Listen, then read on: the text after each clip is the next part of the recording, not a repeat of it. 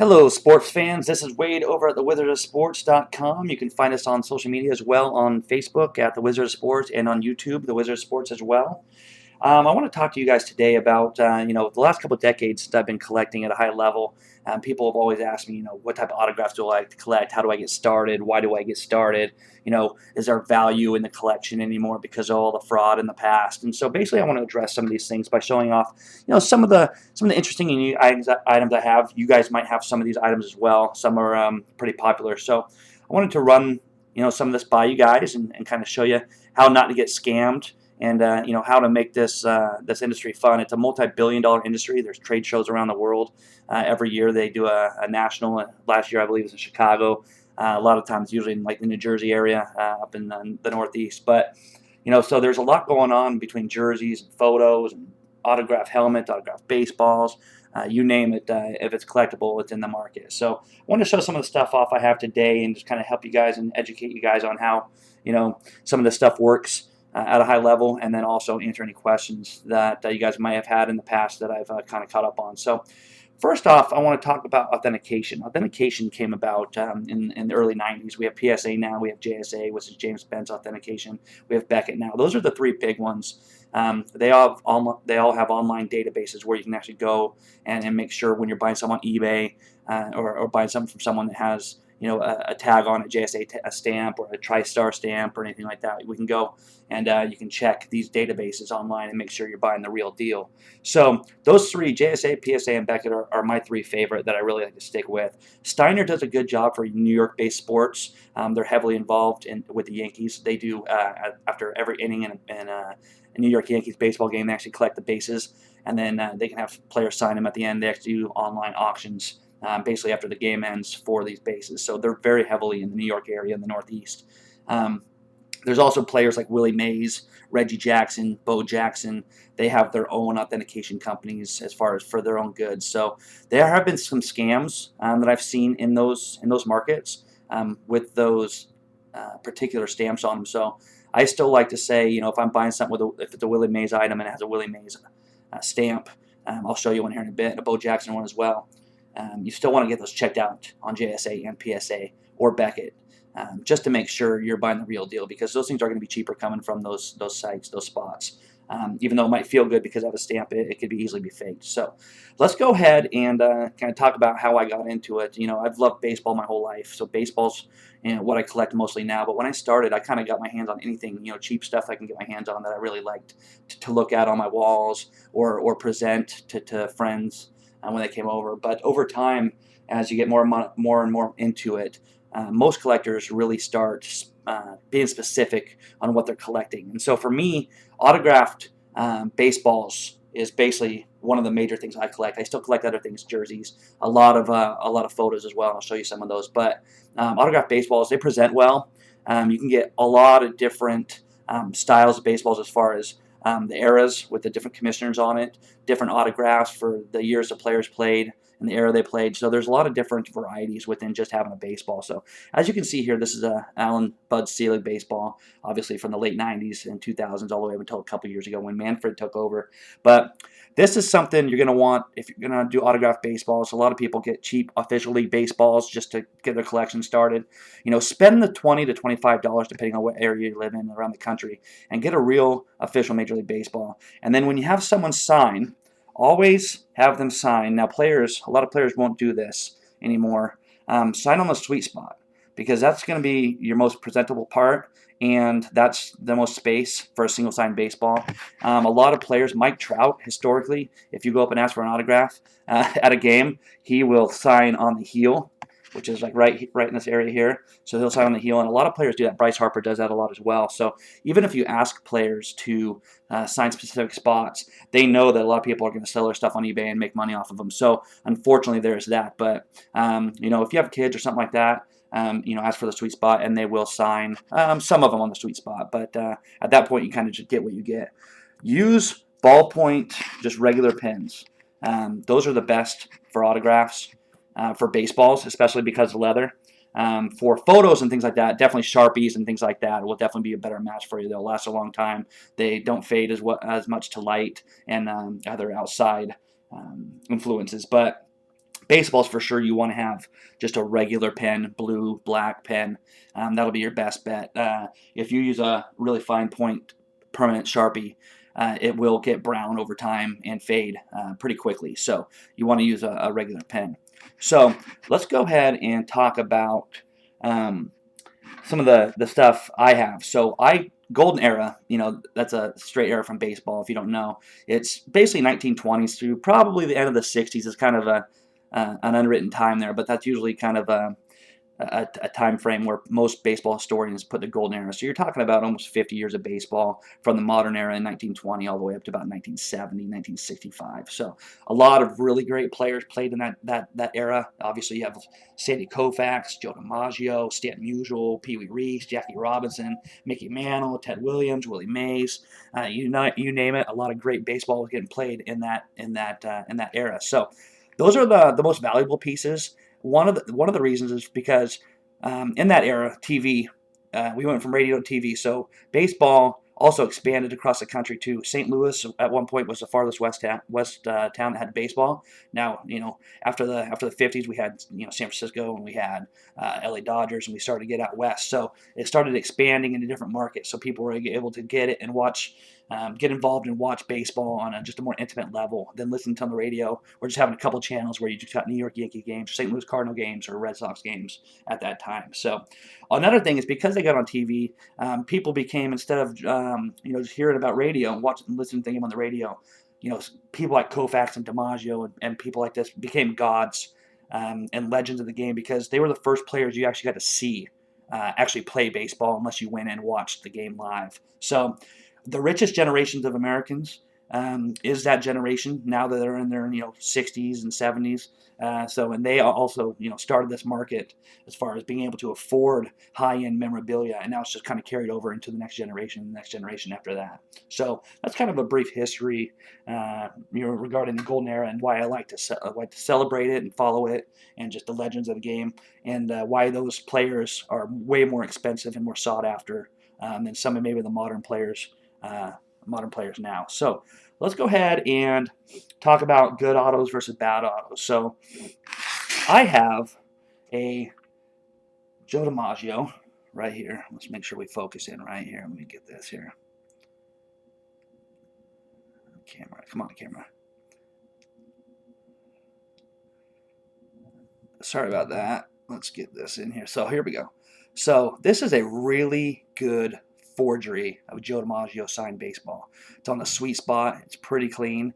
But once you start really recognizing what a Joe DiMaggio signature looks like, you'll see the difference. And I have one right here. So focus on the A, and between the D and the M, the I and the M there, and then the J and the D, the first letters of each first and last name. I'm going to show you a really nice authentic example, and you can go ahead and see what the difference is. So every time you're handling a baseball, you also want to handle it on the seams. You don't want any of your oils from your skin coming off of these balls, and you'll get that's why you get marks and stuff like that. So these balls do react over time. So there's that. Now look at, here's an authentic. Let's get this. Here we go. Now you'll see here, see how much more conviction in this autograph is. This is a very nice sweet spot Joe DiMaggio autographed baseball. You'll see the J and the D have a lot more conviction. When I say conviction, it shows that someone's written this name a lot. This is someone who understands how to write their name. And so that might sound funny, but in autograph authentication, that's a big deal, and you can really, really pick people out for forgeries. So that J and the D is completely different. And look at that A. You want the A's and the G's in DiMaggio are going to be, this is a very authentic example. So now let me back up.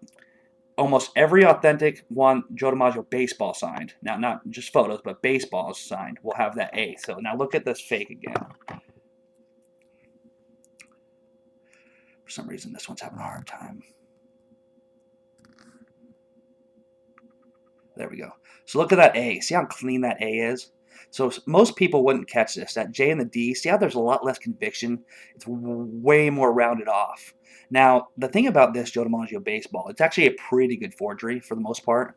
And so this will come back as basically a forgery. And then some people like JSA, PSA, or Beckett, they might just say unauthenticatable. So they can't they'll basically say, it's pretty good forgery, but we can't say it's real or not. So there's that third kind of gray area where you have authenticated, no problems, and then you have unauthenticated, and then you have complete forgeries. So this one's actually, I've had tested a couple different times, and they both all come back forgery, just because of Joe DiMaggio, and they have a lot of a lot of forgeries with Joe DiMaggio and some of these players. So they have a pretty good catalog of authentic and unauthentic and forgeries for this player. But you can see a huge difference in that M, in the G's, in the D, in the J. So this one, unfortunately, this is a forgery I keep just to show people how not to get scammed. But that's a pretty good one. If you didn't know what you're doing, you saw that online, and it was unauthenticated, and you could pay $200, $300, $400 for this ball,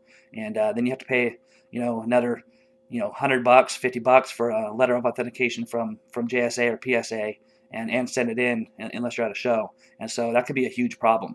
So let's move on here. Here's another interesting thing. This is actually a Clayton Kershaw autograph. Now you might be able to see what I'm going to tell you here. Now let me show you. So this Kershaw autograph I actually picked up a couple years ago, and it's interesting because I knew it looked good on eBay. Okay, it did not come with authentication, and I always collect certain things because I want to show forgeries and things like that. So basically, I got this ball for free because I knew it was a forgery, but I wanted him to send it to me anyways because the guy got it in spring training. Okay, and it was actually a real autograph. So it's a real Clayton Kershaw autograph, but he didn't press very hard. And so you'll see this sometimes. People want really nice presentable pieces. And so this person actually, or somebody actually, you'll see the line right there in the middle. You'll see how there's like a deeper pen pressure on some of the lettering. That's actually somebody just taking a pen and tracing over. They call it trace overs. And tracing over the autograph to make it more presentable and cleaner so they can get more money out of it. So this is a very good example of how you can have a real autograph that you get in person that you want to make better and cleaner, and you get caught doing that. So that happens because, and here's the reason why. So here is a Robinson Cano. You would never know unless you knew the industry. You would never know that this is a Robinson Cano autograph. He is legendary for he doesn't write his whole name, and he also doesn't use a lot of ink and push a lot of pressure. So someone could easily just trace over this and try to sell it for better. So this is actually an authenticated JSA, and there's a JSA sticker right there. It has a number. You can actually look at it online. But that's his autograph. So that's why people do that. Team sign balls. These are interesting too. So you'll have a team sign ball, and you always, like I said, want to handle. You know it's fake usually if they're all the same pen pressure. So they used to have like printed balls where the ink was actually printed. And so basically, let's get a better vision here. So you'll see some of these are upside down on this panel, but you'll see how the ink's different, and you see how they overlap, like right here. You have an overlap. If you have a team signed baseball that doesn't have any overlap, and the ink pressure is all the same, it's going to be a fake baseball. So just keep an eye on that. Those are simple rules, just to make sure, because in a team baseball, a lot of people are signing it together in a lot more baseballs in a short period of time, so they're going to overlap each other. So different pen pressures, different ink, maybe different colored pens. Those are all good signs for legitimate baseball. So also, one thing you don't want to do is you don't want to sign anything with these like commemorative baseballs or these team baseballs that you buy, these plastic balls that you can get. They're like commemorative balls. But every team has their own. They sell for $7, $8 in the gift shop. You put any ink on this within a year, that ink's going to be gone. This is all printed. I'm just using this plastic ball as an example, but you want to use the real leather baseball I showed at the beginning of the video. So let's go ahead and talk about some of my favorites. So here's obviously the real Joe DiMaggio signed baseball. This is one of my favorites. I love JD. He's one of my favorite players of all time. And so his stuff, they call it the Big Three. Joe DiMaggio, Ted Williams, and Mickey Mantle are known as the Big Three in baseball collecting, just because they did sign a lot in the mid-80s, starting in the mid-80s when the craze took off. They were three of the biggest ones. Now, they didn't really like signing autographs, but there's a lot of money in it back then, so they did it anyways. So there's Joe DiMaggio. That's one of my favorite ones there. We also have, Here's a Hank Aaron. So this one's cool because this is a clean Hank Aaron sweet spot. Oh no, let me see if I can get this camera. There we go. Now, if you see anything in the last couple decades, his autograph is huge and very, very um, just not a good autograph. It's just not clean at all, and it's just huge. It goes across basically a whole panel of the baseball. So, when you see a Hank Aaron like this, that it's maybe not from his playing days, but it's definitely earlier on, before he retired, or just after he retired, because after that he started signing bigger and a little bit and a lot messier. And also, you'll see that this is a William White um, baseball. So this isn't a C League or anything like this. So this was definitely signed decades ago. Uh, Here's a really cool one of my favorite ones. He's kind of a recluse. He's hard to sign. He doesn't really go to shows or anything like that, but this is a really nice, crisp Sandy Koufax. And you see the aging.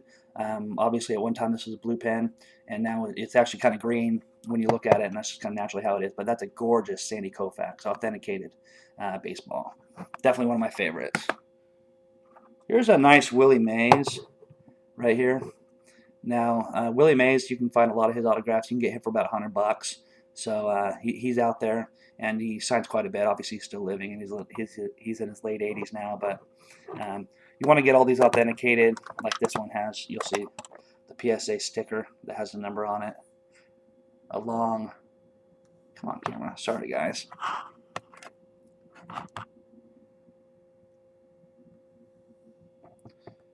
Along with the there you go. So you got the PSA DNA sticker, and then you got underneath the COA. So some people require a letter of authenticity, of LOA, and those are for like the Mickey Mantles and things like that. So here's another one of my favorites. This is a really nice, clean. Come on, camera. Here we go. Really nice, clean Mickey Mantle sweet spot. I usually try to get sweet spot autographs. Sometimes if I get like a Hall of Fame ball, or an inscription, or like a Gold Glove baseball from someone, they'll sign on the heel or below the logo, so it won't necessarily be on a sweet spot, but there's still a lot of extra value into those baseballs as well, because they're specifically Hall of Fame balls and Gold Glove balls. But that's a really nice Mickey Mantle. You get Mickey Mantle for $250 and up, depending on the condition. Here's a really nice Ted Williams. The cool thing about Ted Williams is he's really easy to find fakes. So just like DiMaggio, Ted Williams has a couple tails of his autograph. Come on, camera. Sorry, my camera is not doing very well today. Let's see if I can get this. You'll see in the A, like right there. Come on, camera. Sorry, guys. Okay, there we go. So you see in the A and the W, you'll see how he kind of almost goes twice on it. There's a little bit extra pressure there, a little extra ink. If you find a really clean Ted Williams that doesn't have that, it's a fake, 100%. So if you say, hey, it's too good to be true, this is a really clean, ball's too white, the signature's too clean, and you'll see that A and the W with that extra pin pressure, extra ink, that is a complete fake fraud Ted Williams baseball. So do not spend money on that. A lot of fakes out there. Here's a really cool Stan Musial. Actually inscribed Hall of Fame 69, but they call it stat balls, and these are rare, and he has about 16 different stats on here, from his batting average to what his 3-time MVPs to, let's turn this around here, and he'll have total bases, total games played. Get this here, total games played, and hits. He had 3,630 hits. The cool thing about Stan Musial, a lot of people don't know, is he actually had 1,815 hits on the road and 1,815 hits at home. So it's pretty classic how he ended up. And then for that one, this actually came with a certified for the ball too. Now PSA does this and Beckett does this. JSA does not do this, and the reason JSA doesn't do it is because these grades can change over time. The autograph can fade if you have it in sunlight or different lights. The baseball can get discoloration if you don't take care of it. So I don't usually pay extra for these grading, but this one was just, I bought it this way. So just be careful if you have something that's 20 years old and they show you autograph grade is 9. That's at the time it was done, not 20 years from now. So just keep that in mind. That's a good tip. Here's a Pee Wee Reese. This is one of my favorite, just golden era players. A lot of people, they know him from the movie 42 and actually, being friends with Jackie Robinson. But he's actually a really good player, obviously a Hall of Famer in his own right. But he has a really nice, easy flowing autograph, and on the sweet spot like this, nice and big, and it's just nice and clean. And I just really love this Pee Wee Reese autograph. So those are a couple of the golden era, some of my favorites. The things you want to look out for too, is like this is probably my favorite piece I own. This is a Mickey Mantle signed um, photo. This is hard to find. I actually haven't seen another one that's been inscribed. I've actually looked all over online, so it might be in private collections if there are. But there's some of these that are just signed Mickey Mantle right there. But you'll see RFK, so there's some historical significance there. That lady right next to RFK is Lou Gehrig's widow. And then obviously you have Mickey Mantle right there on the left side of RFK. Now this was on September 18th, 1965 on Mickey Mantle Day, and obviously 3 years later, RFK would be assassinated in California on the campaign trail. So this is a historical piece, an inscribed piece. He didn't inscribe a lot, so this Mickey Mantle piece is something I would never sell. This goes up in value every day, and this is something I really like since I love Mickey Mantle and I love the history of the game and I love the history of the United States and the world. And this is just a really nice piece that shows off a lot of just an eclectic type of piece that shows off a lot of different things at once. So I really like that piece. And then another piece I want to show is something that's pretty unique. And so here's a Hank Aaron lithograph, Babe Ruth lithograph. You can see right there. On photos and things like that, I'll show you the Mickey Mantle one too. You see the JSA. So on balls, they put the tag on there. On photos, they'll put it on the photo. Because if they put it on the glass, someone can just remove the frame, and then you have to get it re-authenticated. So here's another Hank Aaron that's not very big. So this is obviously middle of his life, nothing in the last probably 15, 20 years, because he signs a lot messier and a lot bigger now on his autograph. But that's a pretty cool piece, authenticated by JSA. But let me show you just one more time for the Mickey Mantle piece. You'll see right there the JSA part. So you'll see that, and you can look that number up, and you'll find it online. And kind of just gives you all these pieces that are authenticated are just a lot more valuable because they're real, they're authenticated. That's what the market dictates. So you're going to want to have anything authenticated. I never buy anything that's not authenticated. I have a really keen eye, and I know what's fake and what's not, but there's a lot of really good forgeries out there. If you want to check out a book that talks about forgeries, this is the book that you're going to want to check out. It's called Operation Bullpen. It's by Kevin Nelson, and this talks about the Merino and the Stan the Man and all the stuff in the early 90s, all the way through the 90s and early 2000s when they got caught for over $100 million in forgeries. Mickey Mantle's, Joe DiMaggio's, Ted Williams, Michael Jordan's, pretty much anything during that era. They just sat around their house and just basically almost perfected these autographs. So that's why we know that there's a lot of fakes out there. Over $100 million in forgeries the FBI caught. They actually have them all in. You read the book, they have storage houses of all these jerseys and bats and basketballs and things like that. So this is a very good book on kind of just to make yourself watch out for getting scammed. So another thing is, some people ask me questions about like Michael Jordan specifically. There's a lot of really bad Michael Jordans out there. He's exclusively Upper Deck since the late 80s. So if you don't have anything that's early in his career, if it doesn't have Upper Deck certification on it or anything that comes with Upper Deck, he only signs with Upper Deck, and he'll even talk to you about an Operation Foul Ball. That was a Chicago-based fraud back in late 1999, I think, for Chicago sports. He actually came out and was talked to the feds and said, I know that's fake because it's not Upper Deck. So if you don't have anything Upper Deck or signed in person, it's going to be fake. So, also lighting is one thing for autographs. You want LED lighting, any fluorescent lighting over time. If you have it on your pieces, it's going to fade the autograph or ruin the piece. So I have LED lighting on mine, and so you can show off your pieces. I also don't have a lot of lighting on the pieces all the time, but just for periods of time, LED lighting's the way to go. If you have any heavy fluorescent lighting, it's not going to work. It's going to degrade your value and degrade your autographs, degrade your product. So that's all for today. I just wanted to kind of just help you guys out and answer any questions. Feel free to ask any questions in the comments below, and feel free to watch some of the videos. You'll see coming forward, and March Madness is right around the corner, baseball's right around the corner, and we're going to be doing a lot of cool stuff soon, and we'll also have another Visa card giveaway soon. So thanks for supporting the Wizard of Sport, and we'll see you soon.